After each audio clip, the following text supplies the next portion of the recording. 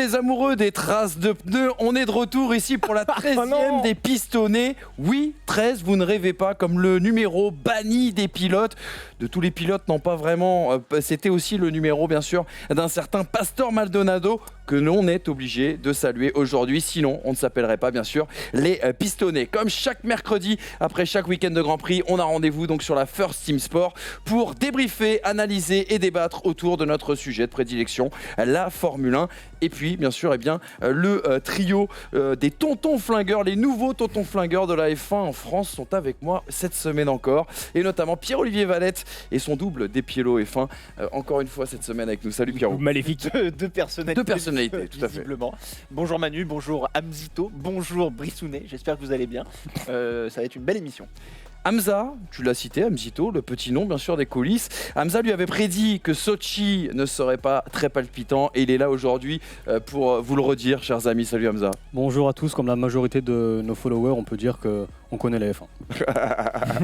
et puis, comme Charles Leclerc, il mène souvent le quiz avant de craquer. Il s'appelle Brice Germain et il est avec nous lui aussi aujourd'hui. Salut Brice. Bonjour Pierrot, bonjour Manu, bonjour Hamza. Écoute, je suis très fatigué ce matin. Pourquoi ? Parce que j'ai vécu un Grand Prix de Russie, mais intense, palpitant, génial. Tu trouves pas, toi ? Hein ? Non, c'était génial, vraiment. Il paraît que t'es fatigué parce que t'as bu du Chianti en préparant ton décryptage et ça nous laisse aussi l'occasion de regarder le sommaire de cette émission. De quoi on va parler dans les pistonnets cette semaine ? On va débriefer le Grand Prix de Russie 2019. On va vous offrir un décryptage autour, bien sûr, de la Virtual Safety Car. Nous débattrons autour des consignes d'équipe et des échanges radio. Faut-il les supprimer ? C'est une question. Les news avec cette bombe. McLaren retrouvera Mercedes en 2021. Enfin, un méga quiz et cette fois-ci, c'est promis, on ne se trompera pas sur les réponses. Fallait quand même le préciser. Allez les amis, le Grand Prix de Russie, une course simple. Il y a toujours 20 pilotes qui tournent en rond et à la fin, c'est toujours Mercedes qui l'emporte. Et ça tombe bien parce que nous, on va débriefer cette 15e course de la saison.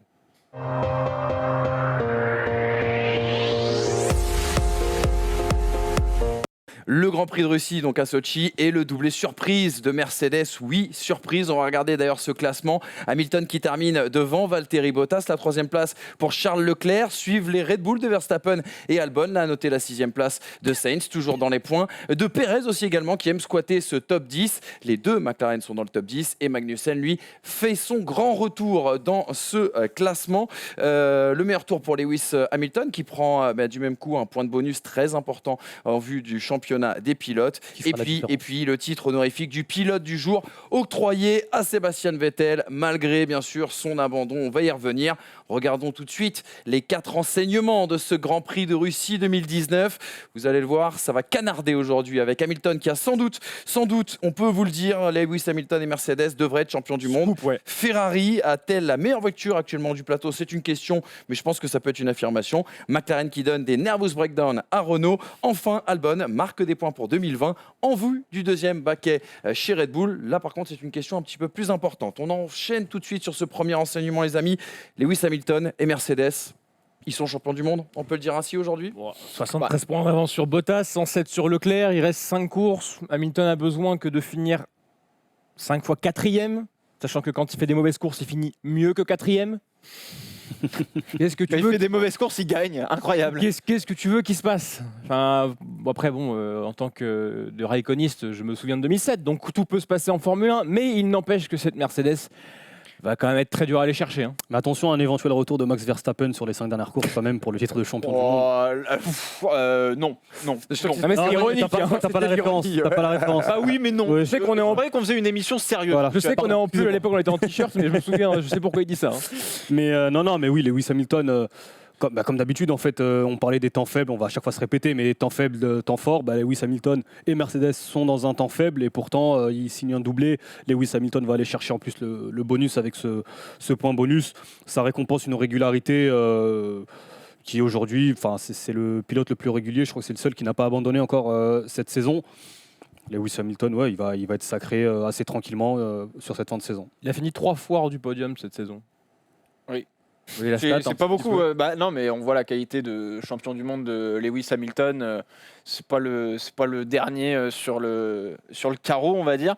Mais il a mené le championnat de bout en bout. Il a jamais été inquiété. Et les fois où il a été inquiété, ses adversaires ont commis des erreurs et qui fait que, effectivement, il a pris à chaque fois beaucoup plus de points que ce qui était prévu. C'est ce qu'il laissera dans sa carrière d'ailleurs, c'est ce côté sans faille qu'il a. Ça fait 12 ans qu'il est là et il optimise quand même 95% du temps les résultats qu'il va avoir en fait. Enfin, tu vois ce qu'il faisait avec une McLaren en 2012 qui était en perdition, il allait quand même chercher une victoire ou deux. Non, en 2012. Pas 2000, pardon, 2010, excuse-moi. Oui, non, c'est mieux effectivement. Donc oui, c'est le sans faille et c'est ce qu'on demande à un pilote de F1 sur une saison aussi longue, c'est d'aller chercher les points là où il n'est pas censé en récupérer. Et à la fin, voilà ce que ça fait. C'est ce qu'il a réussi à faire bien sûr ce week-end. Regardez ce que disait Toto Wolff disait de son côté que ça sentait bon aussi bien pour le titre constructeur que pour le titre pilote. Lui, Hamilton est plus prudent. Regardez ce qu'il disait à l'issue bien sûr de cette course. Le vegan le plus titré de l'histoire du sport, bien évidemment, Lewis Hamilton. J'essaie de ne pas penser au titre. Il n'y avait jamais eu autant de pilotes performants et capables de gagner que cette saison. J'aime ce défi, mais je suis obligé de prendre les courses les unes après les autres. Il y croit vraiment? Non, ça c'est un peu de la com quand même de dire que, je suis pas d'accord avec lui sur le fait de dire qu'il y ait autant de pilotes qui puissent remporter une course. Il y avait 2012 où là c'était extrêmement serré. Là c'était moins serré, mais il faut dire que la saison est devenue tellement longue qu'il y a encore une fois des moments faibles, des moments hauts et chacun a eu sa période.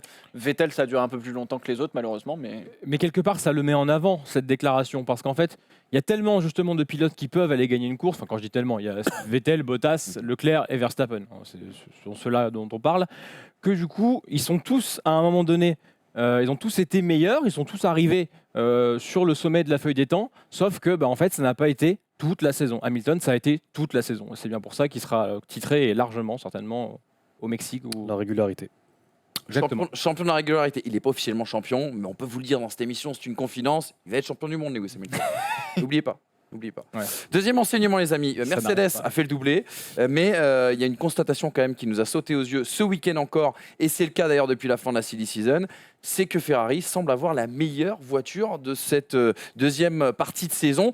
100% de pole depuis le retour de la trêve, 4 pour Charles Leclerc depuis la Belgique, 3 victoires sur les 4 dernières courses, et surtout des Ferrari qui semblaient imbattables sur la seule course qu'ils n'ont pas gagnée depuis le retour de la Formule 1. Des améliorations magiques sur le package aéro, mais surtout un moteur qui semble de loin le meilleur. Toto Wolff évoquait 7 dixièmes gagnés par Ferrari sur les lignes droites. Ça paraît énorme, 7 dixièmes. Ouais, ça me paraît un peu too much, même si effectivement le moteur Ferrari est aujourd'hui l'un des meilleurs. Là, ils ont amené depuis la Belgique un package aéro qui fonctionne du feu de Dieu. Et moi, je m'attendais pas à ce que Ferrari soit aussi performant en Russie, parce que c'est plus un circuit historiquement pour Mercedes. Mais ça se voyait juste sur le premier relais. Hamilton, il peut rien faire. Alors oui, il est en médium, mais il peut pas faire grand-chose. Alors c'est Belgique et Monza. Là, c'est vraiment le moteur de la Ferrari qui parle. Le package aéro, en revanche, il est amené à Singapour. Et c'est un package qui prépare depuis très très longtemps, que Mattia Binotto, en interne, a demandé à ce qu'il arrive beaucoup plus vite que prévu pour sauver un petit peu la saison de la Scuderia, parce que je vous rappelle qu'après la Hongrie, c'est catastrophique. Il y a eu une réunion de crise chez Ferrari après la Hongrie. On a demandé à ce que ce package arrive très très vite. Et ils sont arrivés vraiment avec presque une voiture bis en termes d'aérodynamique. Nouvelle rond avant, nouveau déflecteur sur le fond plat, sur le côté de la voiture, les bargeboards, et nouvelle aileron arrière. Et en plus, cette voiture-là, elle convient mieux à leur pilote de tête qu'est Sébastien Vettel. Donc le tout mis ensemble, ça donne une harmonie qui va être bien meilleure pour Ferrari. Et en l'occurrence, ça se voit, puisque Ferrari n'est plus à 1 seconde comme Hongrie, mais 1 seconde aux autres sur certains aspects. Et j'aimerais avoir l'avis d'Hamza sur une réflexion que tu faisais tout à l'heure hors antenne, mon cher Brice, sur le développement aussi peut-être de la Mercedes. Il y a peut-être des choses à déceler. Dis-moi ce que tu me disais tout à l'heure. Et Hamza...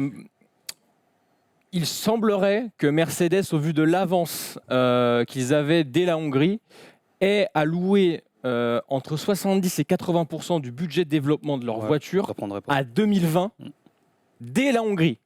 Quand toutes les écuries... Alors, les écuries fonctionnent généralement par Grand Prix, c'est-à-dire que le budget est alloué à la saison actuelle et descend au fur et à mesure pour la saison prochaine, en fait, au fur et à mesure des courses. Là, Mercedes, consciente de son avance, a d'ores et déjà beaucoup misé sur 2020, n'a pas beaucoup amélioré sa voiture, ils sont avec des améliorations de moteur, mais qui n'ont pas forcément été très perceptibles, on va dire.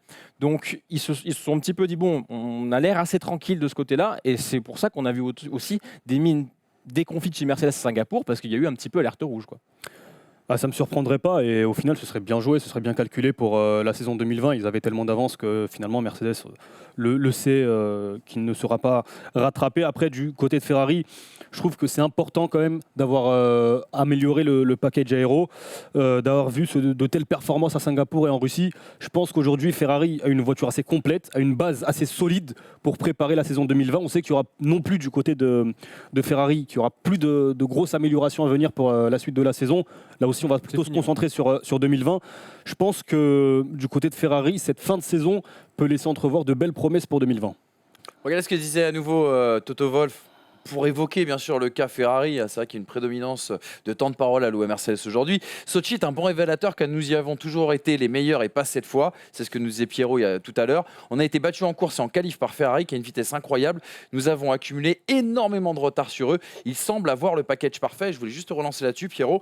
Est-ce que Ferrari, avec le développement qui a été fait sur cette saison 2019, on sait que 2020, il n'y aura pas de révolution technologique, ça pourra aussi leur servir par rapport à ce que nous disait Brice et les choix de Mercedes. Bien sûr, ouais, Ferrari va avoir une voiture qui va être bien pour l'année prochaine. Alors, il faut faire attention parce qu'il semblerait que Ferrari soit en train de repenser le design de leur voiture pour essayer de faire une voiture avec beaucoup de rec, donc qui pique beaucoup du nez, un peu à la Red Bull, pour 2020. Et c'est un peu le danger McLaren, entre guillemets, qui avait fait ça entre 2012 et 2013, juste avant un changement majeur de réglementation, et ils se sont retrouvés dans le fond du trou.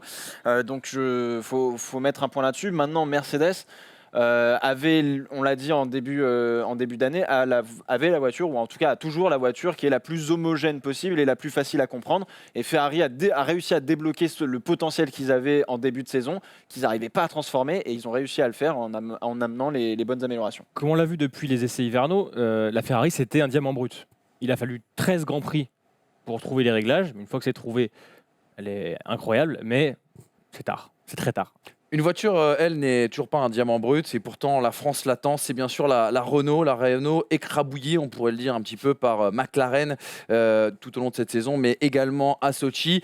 Sainz P6, Norris P8, 12 points pris contre un à Renault, 33 points d'avance au championnat des constructeurs pour l'écurie bien sûr de Woking, et surtout plus de 100 points inscrits en 2019. C'est la première fois que McLaren le fait depuis 2014, l'époque où ils étaient bien sûr avec Mercedes. Alors je ne vous parlerai pas de l'association McLaren et Mercedes parce qu'on va en parler un petit peu plus tard dans cette émission, mais la 4e place pour McLaren, pareil après Sochi, on a l'impression que ça sera difficile de les bouger. Ouais, ça fonctionne très bien chez McLaren. Ça y est, ils ont réussi à enfin débloquer eux aussi leur développement. Donc ça annonce du bon pour la suite.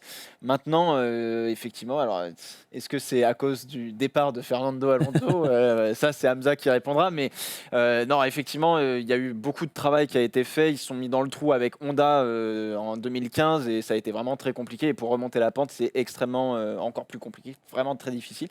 Mais face à Renault, ouais, une équipe d'usine qui fait moins bien qu'une équipe cliente avec le même moteur, ça la fout un peu mal. Après, il y a un petit bonus. Moi, j'ai aimé le départ de Carlos Sainz qui va aller se battre, qui va manger Bottas, qui va aller se battre avec Lewis Hamilton. Mais ce qui est intéressant avec McLaren, c'est que depuis, j'allais dire le début de saison, peut-être pas le début de saison, mais au fur et à mesure, on sent une réelle progression au niveau du rythme de course. Et là aussi, ça laisse entrevoir de belles promesses pour la saison prochaine s'ils arrivent à trouver comment construire une bonne voiture. Et la compréhension aussi des pneus 2020. C'est vrai. Est-ce que tu as aimé le départ de Ricciardo, toi ? Un peu moins. Un peu moins. Ouais. Je trouve, alors ça c'est plus un point de vue psychologique que je vois entre les deux écuries.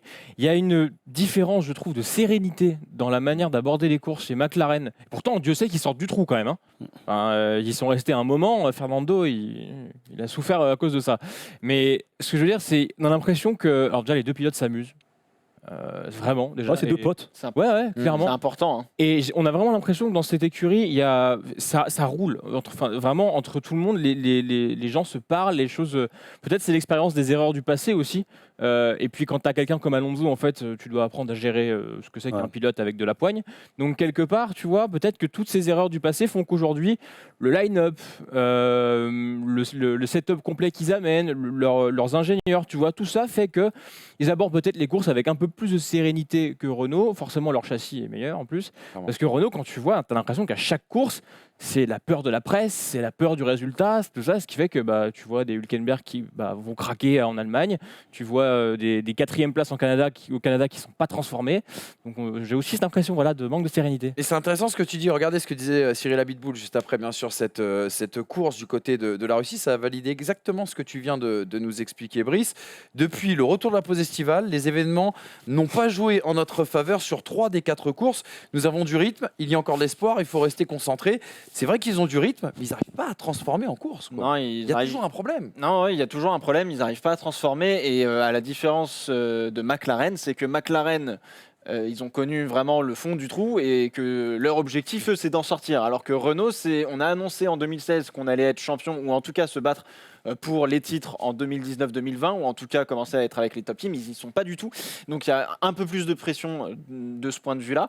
Et derrière, il n'y a qu'à voir la voiture. Ricardo pense qu'il a une Red Bull pour faire les freins, etc. Et finalement, ça fait 2 accrochages en 2 courses qui peuvent être évités, qui sont un peu, je ne vais pas dire idiots, mais qui peuvent être évités pour justement faire une bonne course. Et derrière, c'est Hülkenberg qui sauve les meubles. Bon, il finit P10, je crois. Donc c'est pas incroyable. Et c'est pour ça que ce qu'on a vendu peut-être à Ricardo n'est en fait pour l'instant pas arrivé. Et ce qu'a vendu Ricardo peut-être n'est toujours pas arrivé aussi, parce que quelque part on attendait un vrai leader dans cette écurie. Est-ce qu'il l'est vraiment aujourd'hui? Après, on l'a vu avec Alonso chez McLaren. Quand on est un top pilote, on peut considérer Ricardo comme un top pilote, qu'il arrive au sein d'une écurie en construction qui n'arrive pas à trouver la formule magique. Moi, je peux comprendre que parfois tu puisses être démotivé. Ça amène parfois ce genre d'erreur. C'est pas forcément acceptable parce que on n'attend pas ça d'un Daniel Ricciardo, mais oui, il peut être démotivé. C'est dur d'être un leader quand ton écurie n'est pas de tête en fait. Enfin, tu as rarement des mecs qui ressortent du lot au milieu du. Bah oui. Après Ricardo n'est pas un grand champion. Ricardo est un très grand pilote, mais pas encore un grand champion parce qu'il n'a pas encore gagné de titre. Il n'a jamais été en mesure de se battre pour le titre. Donc pour le moment, on peut dire que c'est un grand pilote, pas encore un grand champion. C'est pour ça que Renault l'a recruté à la base, quand même. Il y a un fil rouge dans cette saison 2019, un match dans le match, comme on dit dans d'autres disciplines. C'est bien sûr cette bataille pour le 2e baquet chez Red Bull entre Alexander Albon et le Français Pierre Gasly. On se demande si après Sochi, il n'y a pas un petit avantage pour le Thaïlandais qui vient de faire un 4e top 6 en 4 courses chez Red Bull. Une belle remontée puisqu'on rappelle qu'il partait des stands à la base, de beaux dépassements notamment sur Sainz et Magnussen. Et on a mis quelques raisons d'espérer pour Gasly, mais elles sont vraiment mince, puisqu'il a bien résisté quand même avec sa Toro Rosso à Albon en course. Et surtout, peut-être un avantage à venir pour la suite, c'est qu'Albon ne connaît pas les 5 prochains circuits. Bref, est-ce qu'Albon a pris un petit avantage, certes peut-être substantiel, mais on sait que la décision va arriver avant le Grand Prix des États-Unis, paraît-il. Pour moi, il l'a pris dans son attitude. C'est-à-dire que Gasly, on avait sans arrêt l'impression qu'il se battait avec cette voiture et qu'il était plus en lutte pour réussir quelque chose avec une pression folle, alors qu'Albon, il fait avec ce qu'on lui donne. On a un petit peu cette impression-là. Donc du coup, c'est vrai qu'on a l'impression que Albon est plus serein, forcément qu'il fait moins d'erreurs en piste. Il en fait, on a vu pendant les essais. Enfin voilà, il est pas essai qualificatif, si tu préfères, Pierrot. Mais et puis voilà, et puis il score. Moyenne de points d'Albon chez Red Bull 9. Moyenne de points de Gasly chez Red Bull, 5,25. Il a mis plus de points que Verstappen depuis son arrivée chez Red Bull. Enfin, tu vois, si tu compares à l'arrivée de jusqu'à présent, ça fait 4 courses. Voilà, c'est ça. Mais il a mis plus de points que Verstappen. Ça fait que 4 courses. Après, c'est pas compliqué. Vas-y, termine. La seule chose que je voulais terminer, c'est de dire qu'en fait, Gasly marque plus de points chez Toro Rosso, en moyenne, qu'Albon en marquait. Ça convient à tout le monde, en soi. Tu vois, leur but, c'est aussi de faire fonctionner Toro Rosso. Si Gasly est plus à l'aise chez Toro Rosso qu'Albon, et inversement, qu'est-ce qu'ils vont aller s'embêter à changer quoi. Après, ça va être compliqué. Chaque course, on le répète, 2 courses, ça fait que 3 courses, ça fait que 4 courses, ça fera que 5 courses au Japon. Mais le problème, c'est qu'en se fixant une sorte de deadline après le Mexique, j'ai l'impression que chez Red Bull, on va peut-être pas avoir toutes les données suffisantes du côté d'Albon, parce qu'on a vu ce que ça a donné Pierre Gasly sur une demi-saison, une première demi-saison qui est déjà plus longue que la seconde. Pourquoi se presser du côté de Red Bull à vouloir donner une réponse avant les États-Unis, sachant qu'au final, la réponse, tu peux la donner aux États-Unis, comme tu peux la donner après Abu Dhabi. Au final, on se dirige quand même vers un pilote chez Toro Rosso, un autre chez Red Bull. C'est peut-être que la décision est déjà prise. Probablement. Je vais être très honnête. On a vu Albon en Chine, je crois, partir de la pit lane et faire une remontée jusqu'à P10, P9, je crois, quelque chose comme ça. Donc Albon est un très bon pilote, quoi qu'il arrive. Il commet des erreurs comme tous les pilotes. Voilà, quand il se met dehors en Q1, bon, moi ça m'a fait plaisir, hein, évidemment. En bon franchouillard devant sa télé. Non, mais bien sûr. Je veux pas du mal, clairement, mais c'est un très très bon pilote et son style de pilotage correspond plus à la Red Bull et Gasly a un pilotage qui correspond peut-être plus à la Toro Rosso. Et aujourd'hui, on a la confirmation au final que la deuxième Red Bull, elle n'est pas faite pour le deuxième pilote, elle est faite pour Max Verstappen, pour faire le laboratoire, pour faire les essais, pour faire ceci, pour faire cela. Donc, au final, j'ai envie de dire, la vraie question, c'est qui va se retrouver dans cette Red Bull en mode vaut mieux se retrouver dans une Toro Rosso au final. Et finalement, peut-être que... Ça, on ne le sait pas, c'est ce qu'on se disait aussi en première partie de saison. Est-ce que Red Bull, sur cette saison de 2019, n'est pas en train de jouer avec la voiture numéro 2 pour être prêt en 2020 C'est peut-être aussi une éventualité. Oui, bien sûr, et probablement. s'il juge uniquement en termes de résultats, force est de constater que sur les 4 courses, Alex Albon, il a eu les résultats qu'on attendait de lui. Ça veut dire derrière le top 5. Alors après, juste derrière, il faut quand même remettre un petit peu en perspective parce que sur ces 4 courses, il y a deux fois où Verstappen part un peu loin et donc et pas au mieux de sa forme. Là, aujourd'hui, dimanche, il a fait quand même une belle perf, Verstappen. Mais de toute façon, effectivement, peut-être que ce sera un mal pour un bien pour Gasly de se retrouver chez Toro Rosso l'année prochaine, une dernière fois, avant de partir hors de la filière Red Bull, parce que clairement, vu comment ils traitent leurs pilotes... j'ai ouï dire que certains pilotes, même quand on leur proposait un contrat Red Bull, disaient vous êtes gentil, mais peut-être pas finalement, parce que vu comment vous nous traitez, c'est un peu compliqué. Nous, on fait le point comptable, bien sûr, à l'issue de ce débrief de ce Grand Prix de Sochi. 73 points donc d'avance au classement pilote pour Lewis Hamilton devant Valtteri Bottas. Leclerc et Verstappen prennent le large sur Vettel. Gasly n'a plus que 3 points d'avance sur Sainz et 17 sur Albon. Norris repasse devant Ricciardo.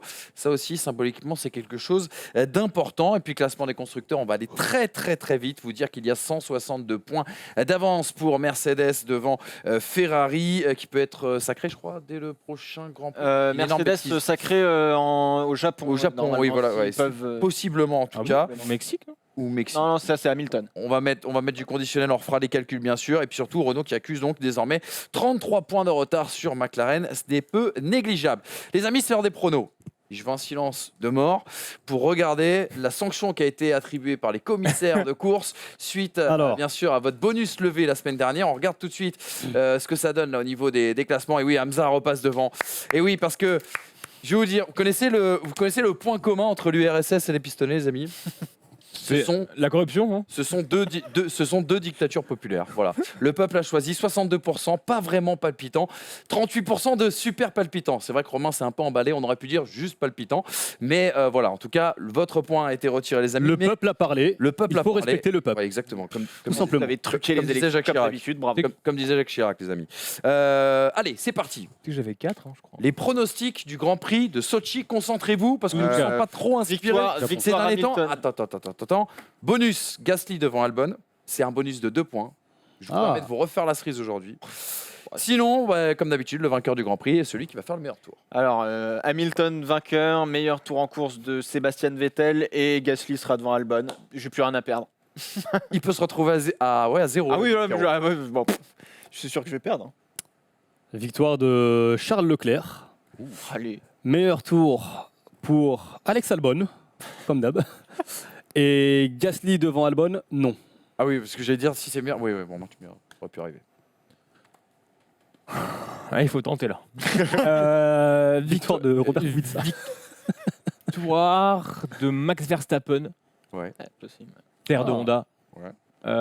Victoire de Max Verstappen, meilleur tour de Lewis Hamilton.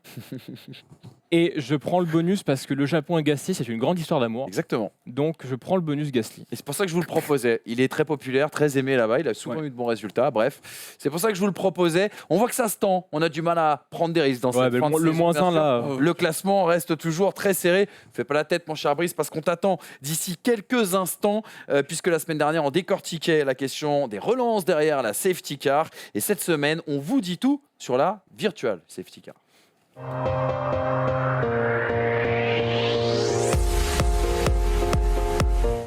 On vous parlait d'un doublé surprise, bien sûr, pour Mercedes le week-end dernier à Sochi. Et surprise parce que, tout simplement, c'est Ferrari qui a dominé, vous l'avez bien sûr compris. Mais dominer n'est pas gagner, surtout quand on s'appelle Ferrari. Les rouges filaient tout droit, bien sûr, vers un deuxième doublé consécutif. Un élément en a décidé autrement. C'est la Virtual Safety Car dont va nous parler notre ami Brice. Eh oui, mon cher Manu, car si certains ont peur des araignées, des serpents ou des scorpions, nous autres, fans de Formule 1, on a peur alors des freinages hors ligne de Kevin Magnussen, mais également de cette horrible Virtual Safety Car. Alors, retour dans un passé assez proche, dimanche. Nous sommes à Sochi, une course sans encombre animée par un talk show radio que vous connaissez bien, Vettel-Leclerc sur Radio Ferrari, la radio des âneries. Leclerc anticipe son arrêt pour faire un undercut à Vettel. Jusque-là, rien d'anormal, ça s'est passé à Singapour également. Du coup, Vettel va aussi rentrer au 26e tour, sauf qu'il ressort derrière Leclerc, l'undercut fonctionne, tout va bien. Tout fonctionne chez Ferrari? Non, pas vraiment. Un irréductible MGUK décide donc de s'arrêter. Simplement, le système de propulsion d'énergie est récupéré par la voiture. Résultat, la voiture de Vettel est stoppée. C'est le drame.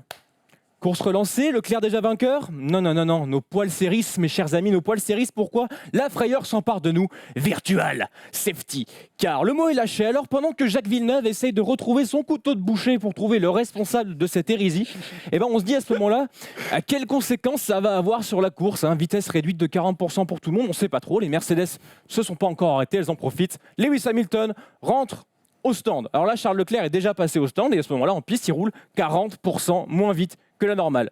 Ça veut dire du coup que pendant son arrêt, Leclerc, lui, a perdu 25 secondes au stand, pendant que Lewis Hamilton, pépère, a perdu 15 secondes. Résultat, Hamilton ressort devant sur la prochaine illustration et il a une dizaine de secondes d'avance alors qu'il était avant l'arrêt, derrière Charles Leclerc. Course biaisée, pas de regroupement de voitures. Une vraie safety car aurait donné un regroupement de voitures.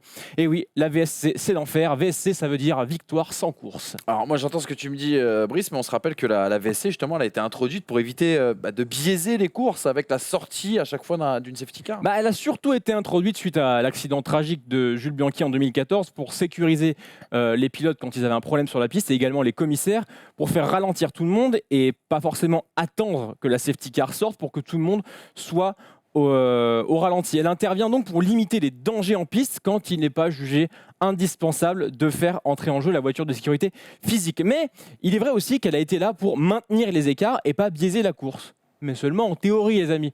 Pourquoi en théorie?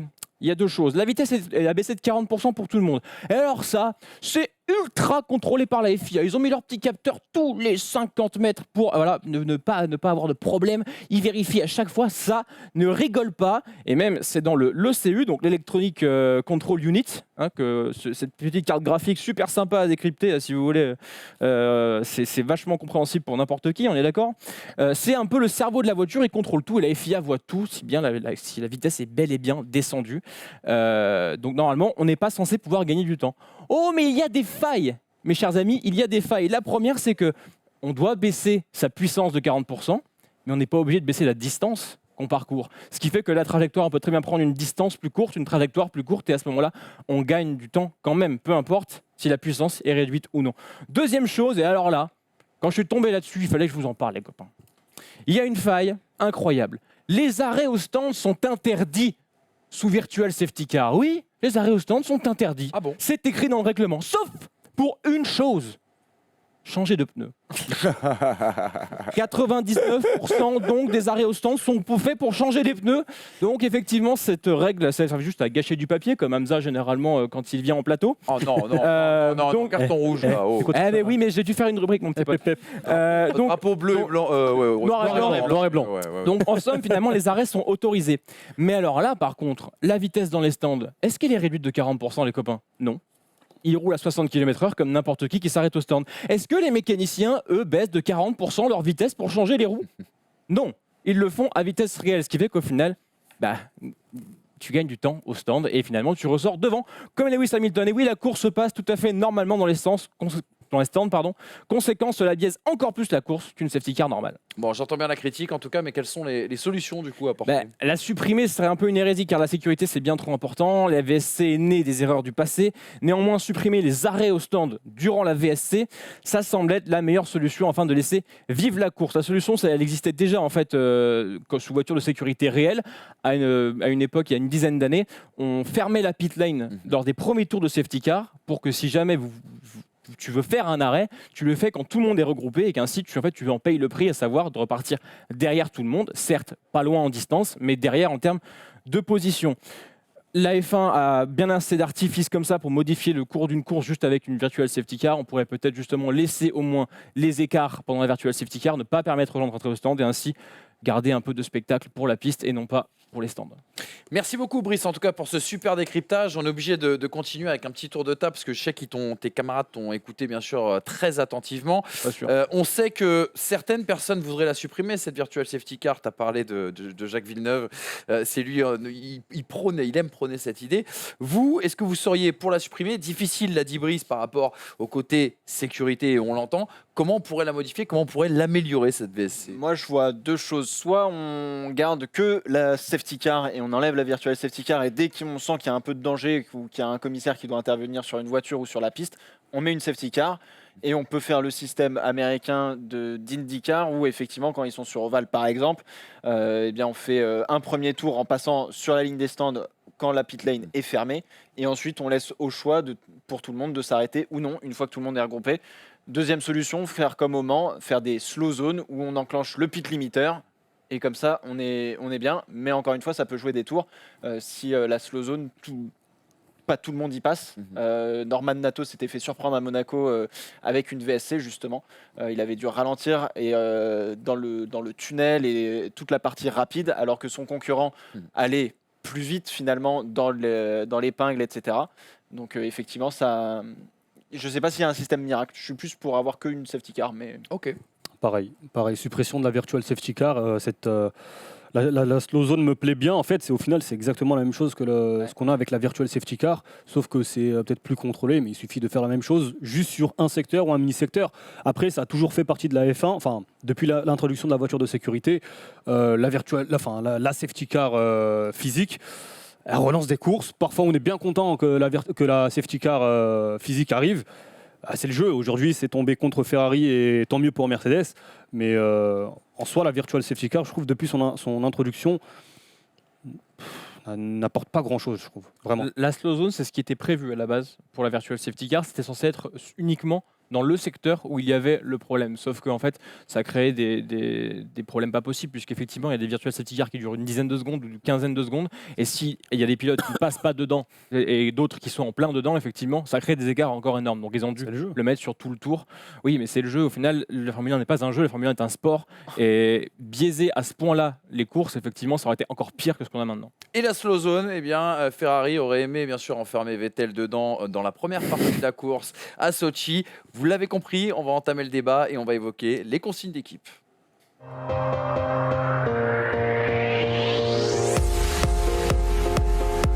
Et oui, ce Grand Prix de Sochi, il n'était pas très palpitant, mais il s'en est passé quand même beaucoup de choses. Il n'a pas seulement été marqué par l'intervention de la virtual safety car, il a aussi été marqué par les échanges radio bien sûr de Vettel et de Leclerc avec leurs ingénieurs. D'ailleurs, on n'a pas regardé une course au début du Grand Prix de Sochi, mais j'ai eu l'impression qu'on écoutait les radios, qu'on ne faisait que ça. Petit rappel des faits, Vettel ne respecte pas le pacte du premier virage. Il devait prendre l'inspiration de Leclerc, mais ne pas le dépasser. Donc au deuxième tour, l'ingénieur de Leclerc annonce que les positions vont être inversées. Au 7e tour, on demande à Vettel de laisser passer Charles Leclerc. Au 8e tour, l'ingénieur de Vettel renouvelle sa demande puisque Vettel montre que il est plus rapide, dit qu'il est plus rapide et que donc du coup il faut que son coéquipier vienne le chercher. Et puis au tour 10, Vettel est plus rapide et il est donc autorisé à garder sa position en attendant le passage au stand. Passage au stand, undercut de Leclerc au 23e tour. Vettel va rentrer très tard, ses pneus arrière d'ailleurs sont morts, 3 tours plus tard. Leclerc donc repasse Vettel au stand, Vettel abandonne à la sortie des stands, panne de MGUK, pardon, excusez-moi. Et du coup, Virtual Safety Car et Leclerc est piégé tout simplement dans cette chose. Ferrari omnibulé donc par la situation de ces deux pilotes. On a oublié l'éventualité d'une safety car ou d'une virtual safety car qui pouvait tout changer. Sur cet aspect-là déjà, j'ai envie d'avoir votre avis. La faute à qui ? Et faut-il nécessairement tomber sur la Scuderia Ferrari, tomber aussi sur Sébastien Vettel, ou est-ce uniquement la faute à pas de chance ? La gestion des pilotes de Ferrari m'impressionnera toujours. Dans le mauvais sens du terme. Hein. Oui, évidemment. Moi, d'abord, j'ai une question. On est à Sochi. C'est l'endroit où l'aspiration compte le plus sur le départ, sur l'ensemble de la saison, quasiment. Moi, j'aimerais savoir une chose. Comment est-ce possible à partir du moment où tu fais une stratégie permettant à ton pilote, qui est 3e, de prendre l'aspiration de ton leader, qui est Charles Leclerc, j'aimerais comprendre comment, dans la tête des têtes pensantes, justement, on peut se dire, finalement, Vettel, il va prendre l'aspiration de Charles Leclerc, mais il va aussi le passer. Je ne comprends pas comment on peut se dire que, sachant que Vettel a des pneus soft, que Hamilton a des pneus médium, que Vettel a l'aspiration, va attaquer Charles Leclerc. Comment on n'a pas pu penser à cette éventualité ? Mais ils y ont Parce pensé. que, alors moi je pense qu'ils y ont pensé, mais ils lui ont dit ouais alors tu prends l'aspi mais tu le dépasses pas. Ils n'ont pas été Non, suffisamment fermes. moi, je comprends pas. Je pense que c'est complètement con. Donc c'est la gestion des pilotes. Ils y ont pensé, puisqu'il y a un plan C, tu l'as entendu hein Oui, mais... Ce plan C, ça veut dire le plan Sébastien ne le relaisse pas passer. Et au final, il vaut mieux quoi pour Ferrari ? Que les deux en fait, soient à vitesse modérée ou qu'en fait elles aillent le plus vite possible. Ça reste une course de F1, il faut aller le plus vite possible. Vettel, il avait 20 km/h de plus à l'arrivée du virage numéro 1, 2 du coup. Enfin, tu le laisses passer. Et oui, après, réglez vos comptes entre vous si vous voulez. Mais par contre, la gestion, en l'occurrence, c'est surtout derrière de se dire on est dans une course de Formule 1, pas dans un talk show, les gars. C'est-à-dire que roulez et on verra après. Vous n'avez pas 10 secondes d'avance sur les Mercedes. Moi, j'ai regardé les radios, les on-board depuis la voiture de Charles Leclerc sur la F1 TV, parce qu'on a accès aussi aux radios de l'ingénieur. Et pendant 5-6 tours, l'ingénieur lui fait « He will let you buy, he will let you buy ». Sauf que non, en fait, ça arrive jamais. Et donc, le Charles Leclerc, à un moment donné, on nous a pas passé toutes les radios. Et à un moment donné, en tout début, il pose la question « Bon, comment on fait ? Comment ça se passe pour la suite ? C'est quoi le plan ?» Voilà. Et en fait, on n'a eu que les radios où il pleure à la radio pour dire il me laisse pas passer ceci, cela, voilà. Mais en fait, tout ça, ce message-là, c'est juste la fin d'une conversation qu'il y a eu sur plusieurs tours pour savoir ce que faisait Vettel et comment on allait faire la suite de la course. Donc c'est un petit peu compliqué. C'est pas Leclerc qui demande à ce que Sébastien. Non, c'est la stratégie. C'est son ingénieur qui lui dit on va voir ce qu'on peut faire dès le deuxième tour. Voilà, exactement. Donc en fait, Leclerc a dit bon, ok, maintenant on est dans cette situation, comment on fait ? Maintenant, voilà, chez Ferrari, je pense que sur le muret des stands, ils sont un peu embrouillés les uns les autres, ils se sont pris les pieds dans le tapis. Et puis jusqu'à ce que Laurent Mekies prenne la parole et dise bon, maintenant, faut qu'on continue à attaquer jusqu'à l'arrêt au stand. Et c'est à ce moment-là qu'on fera le fameux swap, comme on dit, pour laisser passer Leclerc devant. Mais ce qui est dingue, c'est que pour faire ce swap, du coup, tu fais perdre du temps à Sébastien Vettel. Oui. Puisque du coup, tu le mets en danger. Il le dit dans la radio aussi, pareil. Exactement. Alors, je trouve que c'est plus sécuritaire ce qu'on fait Ferrari en arrêtant Vettel plus tard, parce qu'ils peuvent peut-être un petit peu mieux contrôler le gap face aux Mercedes, parce qu'ils sont plus loin dans la course, ils ont pris un peu plus d'avance, et que derrière, eh bien, effectivement, si on fait ça en début de course, faut que Vettel lâche énormément de temps pour laisser passer Leclerc. Leclerc est évidemment, proche. Mais Ferrari aujourd'hui n'est pas dans la position de se prendre pour le roi du pétrole. Je suis désolé. Ferrari aujourd'hui se retrouve à la merci de Mercedes qui est juste derrière. En quelle année tu peux te dire, enfin, si t'es Mercedes, regardez le rythme de course. Non mais si t'es Mercedes en début de saison qui écrase tout, il y a pas de problème. Mercedes, tu peux faire ce que tu veux. Moi, je trouve que Ferrari était justement dans cette position de se dire. On peut essayer de gérer et de faire une stratégie entre guillemets un peu à la Mercedes où on va essayer d'inverser les positions. Mais l'avance n'est pas suffisante.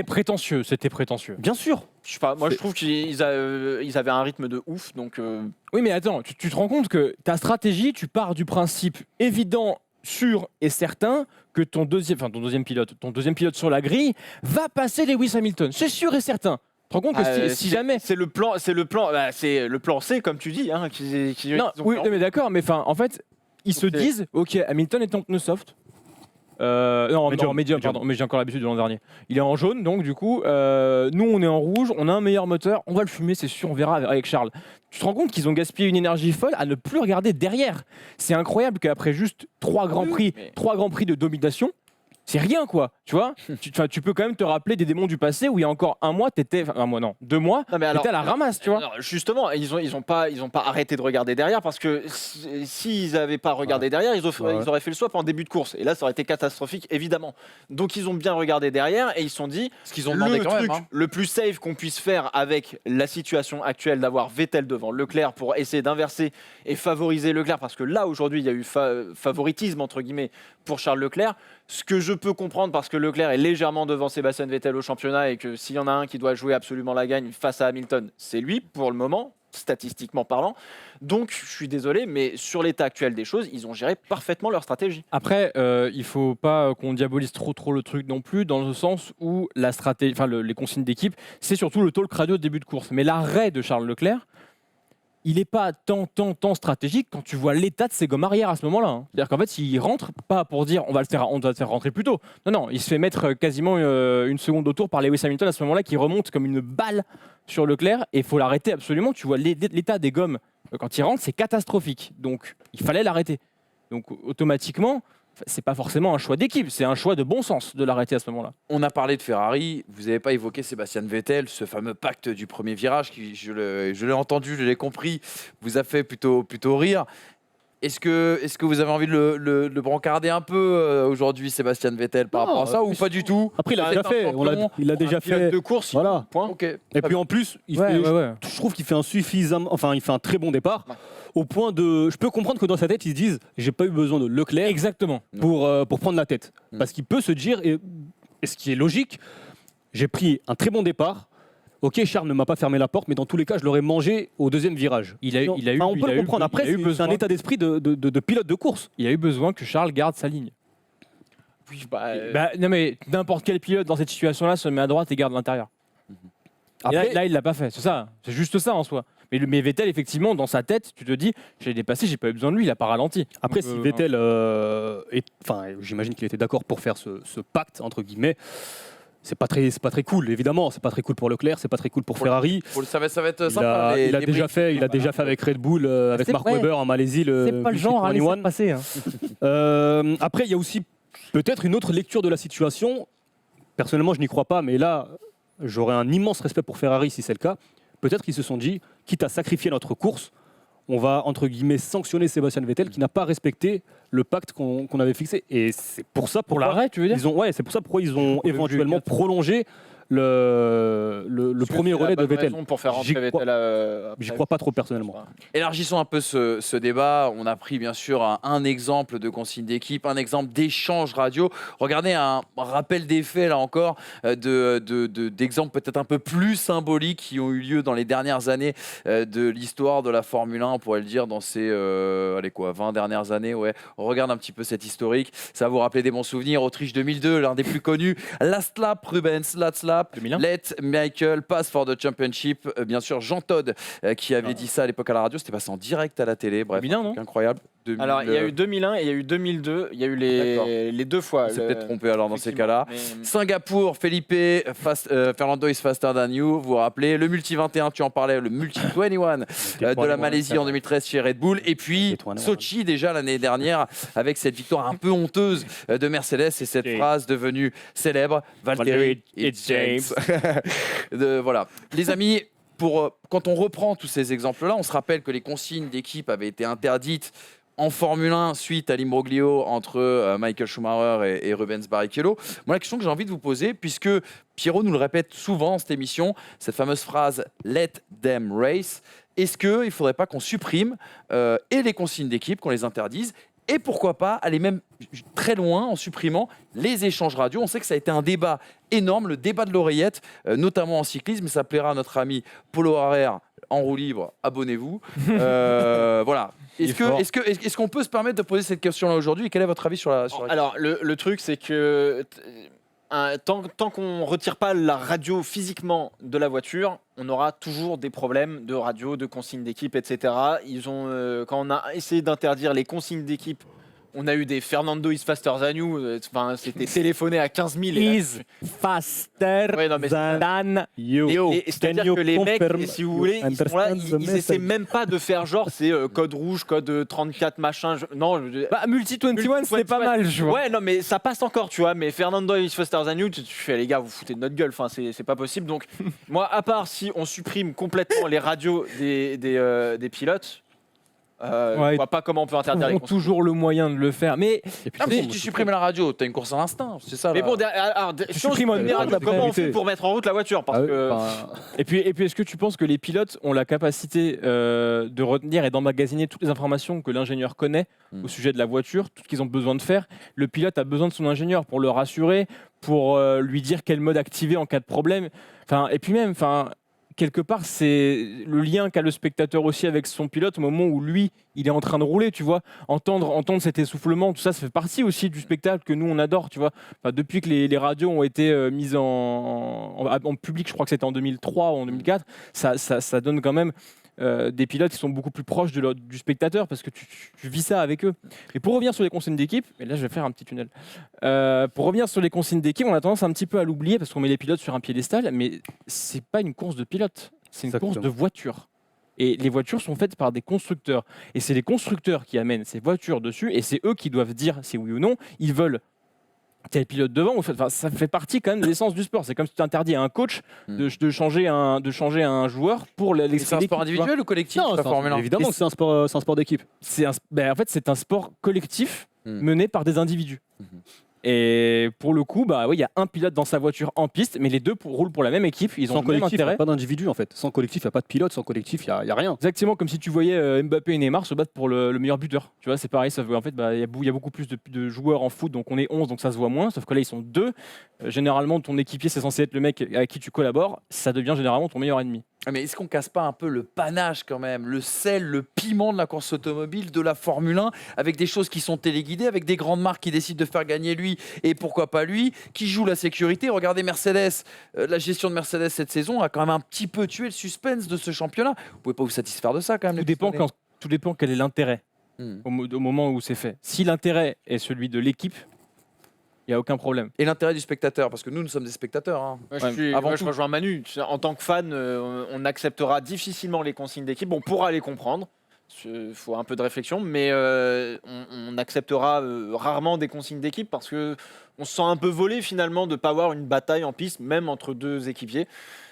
Mercedes a laissé faire pendant 3 ans entre Rosberg et Hamilton. Ça n'a pas fini toujours très très bien, mais c'est ça qu'on va voir. Ils finissent champion chaque fois quand même. Oui, mais bon, À quel prix? Oui, c'est oui, énorme, bien sûr, mais je veux dire, c'est si tu désavantages un pilote de ton équipe pour une consigne d'équipe, là, oui, le Sochi l'année dernière, horrible. Autriche, Barrichello, Schumacher, horrible. Mais si c'est dans l'intérêt de l'équipe et qu'au final l'équipe prend plus de points ou gagne autant de points ou parce que la stratégie veut ça, ça favorise l'équipe, c'est quelque chose qui fait partie de ce sport. Et Comme Mercedes à Singapour il y C'est ce a que la semaine j'allais dernière. Ben, en Bottas fait, tu et- vois, moi ça m'a choqué et en y réfléchissant un peu plus sur le long terme, je me suis dit, ouais, t'as raison. Enfin, ils ont eu raison de le faire parce que au final, ils se sont protégés d'Albon et ils ont ramené plus de points comme ça. Vous avez bien compris les amis, je ne sais pas si vous regardez parfois la classe foot sur cette très belle chaîne First Team Sport, il y a toujours à la gauche du présentateur les pragmatiques et à la droite du présentateur les romantiques. C'est une règle de base ici sur la First Team Sport, bien évidemment. Dernier tour de table pour conclure là-dessus avant de prendre l'avis de nos internautes. On ne supprime pas les radios. Pour les consignes, c'est à peu près ça. Non, Je non. donne la parole. Ouais, alors très rapidement, juste pour conclure, moi j'aime bien entendre les pilotes. Alors là, ça a été un talk show et on sent que les mecs n'étaient pas spécialement essoufflés. Est-ce que c'est le syndrome de la Formule 1 moderne sur certains circuits? Parce que Singapour, ils étaient quand même un peu plus essoufflés. Moi, je suis pour aller enlever ces radios, dans le sens où il faut enlever toutes les aides possibles aux pilotes et faire comme on faisait dans les années jeunes du sport automobile. Tu dois savoir démarrer ta voiture tout seul. Il doit y avoir un démarreur sur une Formule 1. Il faut qu'un mec lambda puisse s'asseoir dedans, appuyer sur un bouton, démarrer le moteur, faire un tour dedans, se péter la gueule au bout de la ligne droite des stands, comme certains pilotes. Et puis voilà. Mais ouais, je suis pour enlever un petit peu ces radios. C'est vrai que pour des Il y a une différence entre supprimer les aides et supprimer la radio, supprimer les Ouais, consignes mais d'équipe. bon, qui est D'accord. tout on, qui est tout on. Oui, on ne sait pas ce que ça veut dire, qui est tout on, mais ça veut dire mais la Oui, mais ça batterie, montre aussi vas-y, la let's go. complexité du sport. Ça montre aussi la complexité. Ouais, mais- On en revient à ce qu'on disait il y a quelques semaines. La F1 est un sport d'élite. Oui, oui, non, bien sûr. Voilà. Et puis, en fait, je pense que plus. Enfin, c'est un peu romantique aussi de dire ça, je pense. C'est que plus on va laisser les futilités à l'ingénieur et lui rappeler les futilités, plus le pilote pourra être concentré en piste et donner une belle course. Et du coup, ne pas se prendre la tête avec des problèmes qui ne sont, entre guillemets, au vu de la complexité des voitures, pas réellement les siens. Tu vois que si tu regardes le F1 TV et les radios de F1 TV, les trucs qu'on n'entend pas forcément sur les diffusions Canal, en fait, tu as des radios type n'oublie pas d'aller sur la grille quand tu es en pôle, tu vois, ou éteins le moteur. Bah, t'as des trucs, mais bêtes, comme pas possible. Chauffe tes pneus, des choses comme ça, des trucs évidents. Mais ça permet aussi aux pilotes de ne pas avoir à penser à tout ça et de laisser l'ingénieur en fait gérer tous ces trucs-là et se concentrer sur sa course, son tour de qualif. Je vais te relancer là-dessus. Des mecs comme Alonso expliquaient par exemple que maintenant il fallait être un ingénieur derrière son volant, que lui il a connu une Formule 1 où tu te concentrais sur ton pilotage et que maintenant il faut toujours toucher un bouton pendant que tu es en train de tourner dans un virage et que tu es en train de rétrograder. Est-ce que ça casse pas un peu du charme de la F1? Là, il faut changer la F1. C'est la F1 qu'il faut changer. Oui, voilà, on est d'accord. Ah bah, C'est un peu le débat du jour. Hein. Puis, C'est un peu le débat du jour. Hein. puis t'as Vettel qui, à son interview de sortie d'abandon là, à Sochi, il dit vivement le V12. Parce que c'est trop compliqué et tu as un système comme le Meduica qui est trop compliqué. Porsche n'a pas voulu venir en F1 parce que c'est trop compliqué. Oui, c'est très compliqué, ça engendre plein de problèmes. Bref. Allez, on regarde une petite citation peut-être de Toto Wolff, mais très très rapide. Regardez ce qu'il avait déclaré, c'était en tout début de saison. Vous l'avez diffusé lors de la première émission qui était consacrée d'ailleurs à Charles Leclerc et au Bisbee avec Sébastien Vettel. Je crois que c'était après le Grand Prix de Chine, me semble-t-il. Toto Wolff qui disait que attention à l'engrenage autour de ces consignes d'équipe, parce qu'on ouvre véritablement une boîte de Pandore. Il en sait quelque chose, Toto Wolff, parce qu'il l'a lui-même ouverte l'an dernier, bien sûr, après la Russie. Voilà, c'était intéressant de partager ça avec vous. Les réactions, bien sûr, surtout de nos internautes pistonnés, de ceux qui nous regardent. Ils étaient près de plus de 70 000, je crois, la semaine dernière. Et notamment Burgrid, qu'on aime beaucoup. Je ne pense pas qu'il faille supprimer donc, les team radio et les consignes d'équipe. C'est un sport d'équipe avant d'être un sport individuel. Les consignes d'équipe font partie du jeu depuis les débuts de la F1 où l'on demandait parfois de céder sa voiture à son leader d'équipe s'il y avait un souci. Un exemple historique pour corroborer à ce que nous disaient bien sûr Hamza et Brice. Autre réaction bien sûr également de Romain Dos Santos. Pour moi, il ne faut pas supprimer les échanges radio. Les stratégies changent en fonction des événements de la course. Sans radio, plus de stratégies différentes au stand ou en course égale course ennuyante et trop prévisible.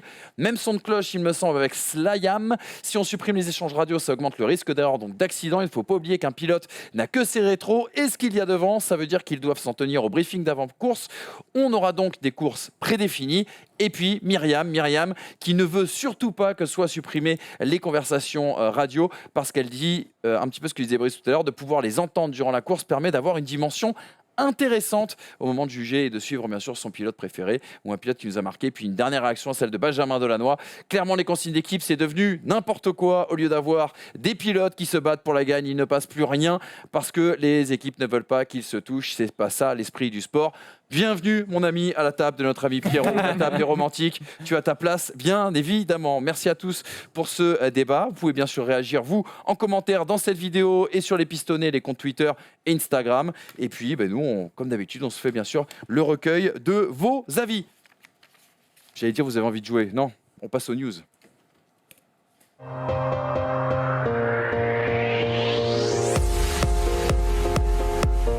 Les news, une première, une bombe, elle est tombée vendredi, je crois, jeudi ou vendredi, je ne me rappelle plus. Mais Vendredi. bref, c'était une bombe en tout cas. McLaren va retrouver Mercedes dès 2021 à l'issue de son contrat, bien sûr, avec Renault. L'association McLaren-Mercedes, elle a gagné beaucoup de titres, beaucoup de victoires. Elle nous a créé beaucoup d'émotions.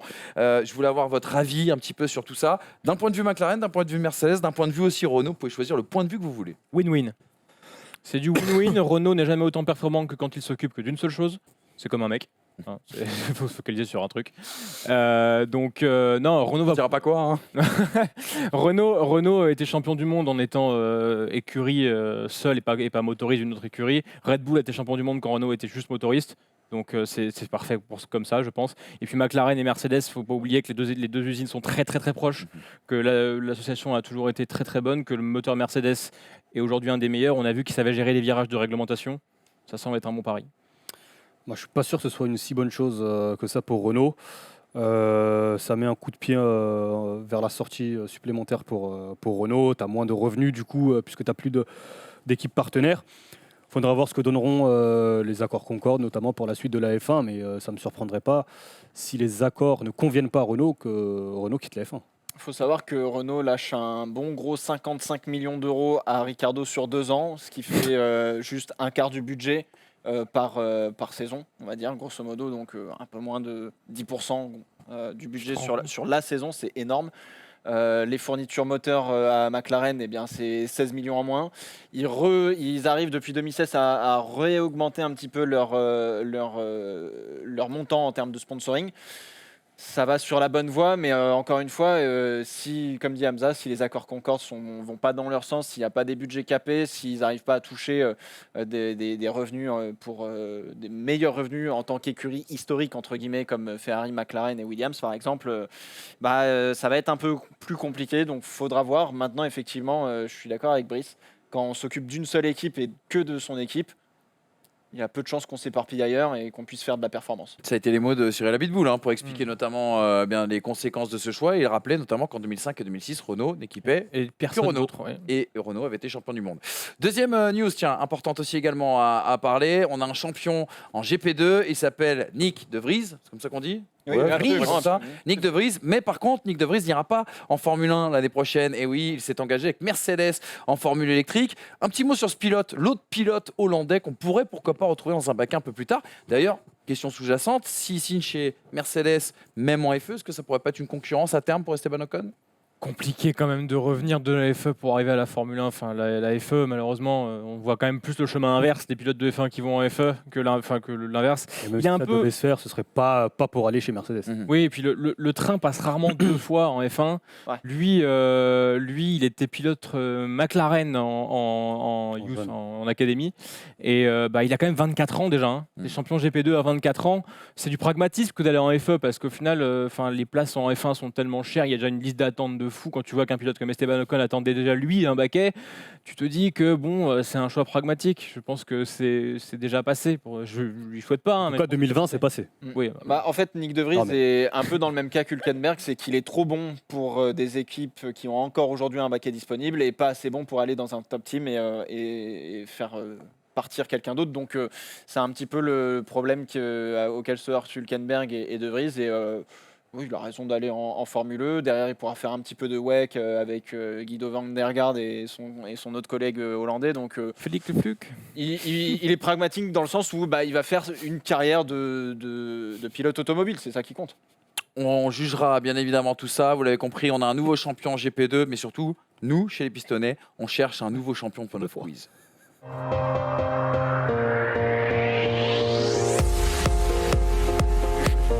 Allez, vos stylos, les amis. Allez, hop, vous me donnez vos instruments. Regardez, ça m'a permis de récupérer ça quand même. Et ça, on le mettra aux enchères à la fin de cette saison pour une œuvre caritative, bien évidemment, à savoir mes vacances.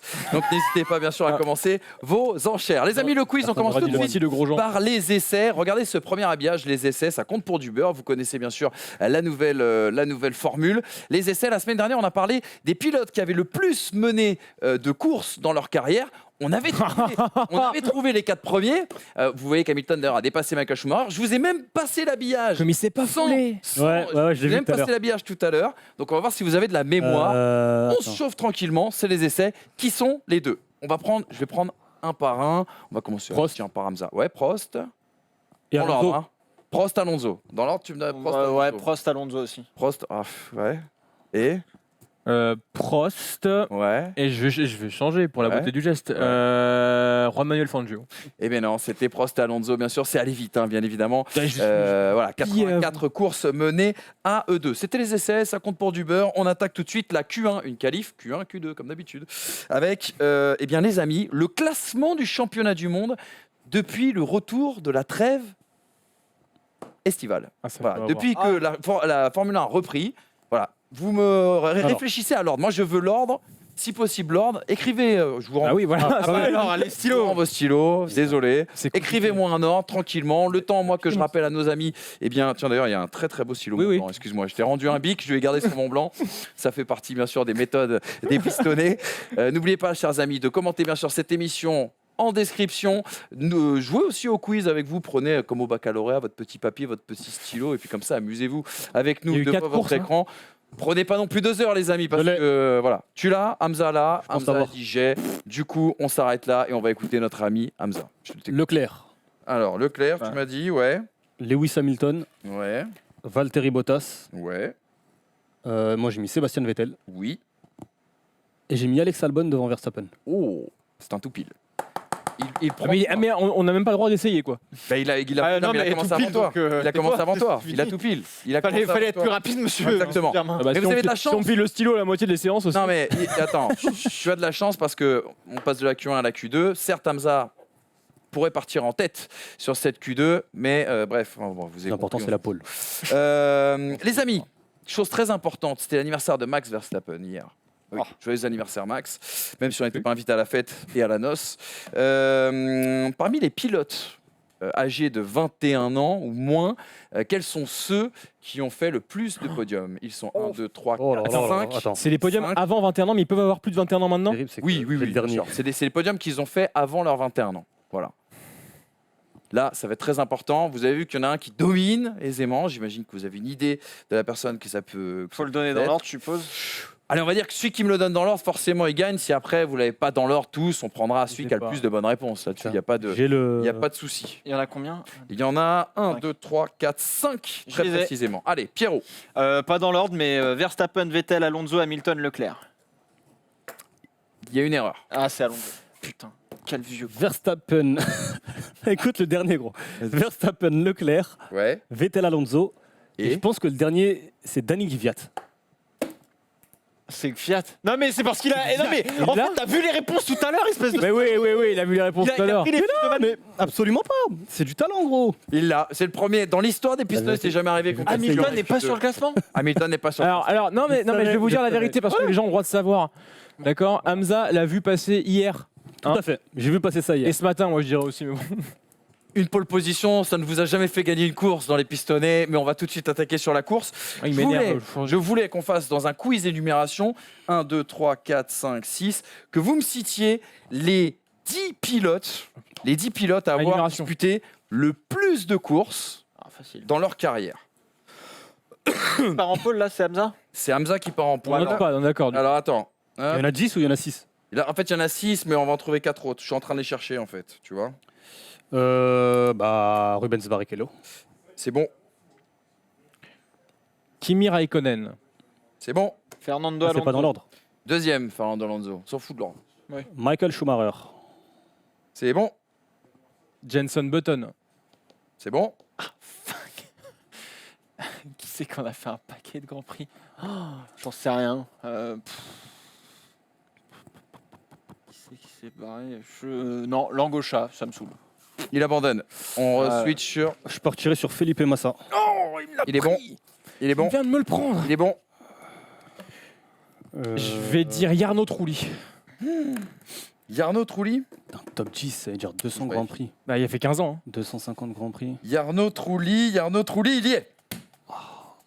Hamza. Dans les cordes. Pourquoi? La violence. Ah, j'en ai un. Attention. Tic, tac, tic, tac. Nos amis de roue libre attendent dehors. Sébastien Vettel. Non, il n'y est pas. Victoire de la course pour monsieur Brice Germain. est-ce Faut que- confirmer. Hein Est-ce Ah que- oui, pardon. Bah non. Bah non, c'est bon, il a un. Et j'allais dire Un mauvais arbitre. Arbitre. David Coulthard. David Coulthard y était, Ricardo Patrese aussi. Ah, ouais. Voilà. Allez. Et Mais vous avez de la chance. Vous avez de la chance. allez. Non, mais parce que- non, meilleur tour. Mais si. Allez, vite. Super Banco, archi difficile cette semaine, je tiens à préciser. Allez. C'est un qui suis-je, comme d'habitude on termine Oh, putain. sur Ah. la grâce de la grâce, bien sûr, du meilleur quiz du monde. J'ai aujourd'hui 48 ans, je suis né, écoutez bien, un 1er avril 1971. Pourquoi c'est important cette date de naissance? Parce que c'est vrai qu'on m'a souvent considéré comme l'un des plus grands poissons d'avril de cette Formule 1. J'ai couru en F1 à la fin des années 90. Les stats parlent d'elles-mêmes d'ailleurs. 33 Grands Prix, 0 victoire, 0 meilleur tour, 0 podium. 0 pole position et seulement 2 points inscrits. En jeune, pourtant, je marque les esprits. Je gagne notamment la F3 japonaise, la Formule Wawal, c'est l'Opel, vous savez, en Grande-Bretagne, vous l'aurez reconnu, Vauxhall, l'Opel Eurosérie aussi également, et je fus auparavant le plus jeune vainqueur d'une des courses célèbres en karting, celle de Hong Kong. Je crois d'ailleurs que mon record tient encore. Un certain Paul Stewart, vous savez, le fils du grand Jackie Stewart, me repère et me prend sous son aile. Malheureusement, à cette époque-là, Paul Stewart et Jackie Stewart n'ont pas encore d'écurie de Formule 1. Je retente alors ma chance au Japon, en F3, en F3000, mais je laisse une impression plus que mitigée. Plus que mitigée, mais quand même, Honda, qu'on appelle Mugen Honda d'ailleurs à l'époque, décide de le soutenir avec pour objectif de la mener en Formule 1. Oui, parce que j'ai oublié de vous dire, je suis un grand pistonné. Mon piston à moi, c'est ma nationalité. Je suis japonais. Oui, ça, oui, d'accord, mais c'est pas Sato. C'est pas Takuma Sato. En 96, écoutez bien, ça va aller vite normalement. En 96, je fais des essais avec Dome que Honda doit m'autoriser, mais le projet ne voit jamais le jour. L'écurie ne débutera jamais en Formule 1 et moi, je reste à quai. Pas très longtemps, parce qu'en 1997, Mugen Honda négocie ma présence dans une écurie contre la fourniture des moteurs. Mon premier Grand Prix en Australie est Aguri Suzuki Aguri Suzuki Non. Non, bah non. Mais on se rapproche. Mon premier Grand Prix en Australie est à l'image de ma carrière. Je finis aux portes des points, mais à 2 tours du 6e, qui à l'époque vous offrait le point. Je marque mon premier point, écoutez bien, je marque mon premier point au Canada profitant de l'accident grave de mon coéquipier qui sera ensuite absent des circuits pendant quelques semaines. En fait, l'écurie a plutôt de bons résultats pour un projet aussi jeune, mais mon champion du monde de patron n'en peut déjà plus à la télé de son pays, de notre pays. Il lâche, nous avons 2 voitures dont un point mort. Indice, j'ai moi aussi fait équipe de manière éphémère avec un certain Jarno Trulli. J'ai pas. Vous l'avez pas? Putain, c'est ouf. Pilote essayeur 99, j'ai pas du Jordan Mugen Honda, Aux aux côtés des Damon Hill, aux côtés de Hans-Harald Frentzen, une escroquerie japonaise qui avait pour nom Shinji Nakano. Ah mais oui, Shinji Nakano. Mais c'est vrai. Oh, les brels, tout ça. Et on vous avait offert même un Kers, vous avez vu? Tom à la réunion, Ouais, vous a j'ai offert vu. un Kers, les amis. On peut couper au montage cette séquence, s'il vous Du plaît. coup, qui gagne le quiz d'ailleurs? C'est Brice. Brice, prends la ceinture. Allez hop, tiens, prends-la, mais tête basse. Tête basse. Indianapolis 2005. Comme les une gars. victoire de Lewis Hamilton à Sochi en 2018. Bravo à vous, chers amis. N'oubliez pas de nous rejoindre sur les réseaux sociaux. On se retrouve, c'est dans 15 jours. J'ai même pas 15 jours. 15 jours. On se retrouve dans 15 jours après le Grand Prix du Japon. D'ici là, portez-vous bien et restez-nous fidèles. C'était incroyable de voir que vous étiez 70 000, plus de 70 000 la semaine dernière avec nous. Merci beaucoup, vous nous gâtez. Bonne journée à tous et restez fidèles à First Team Sport. Ciao. Ciao, ciao.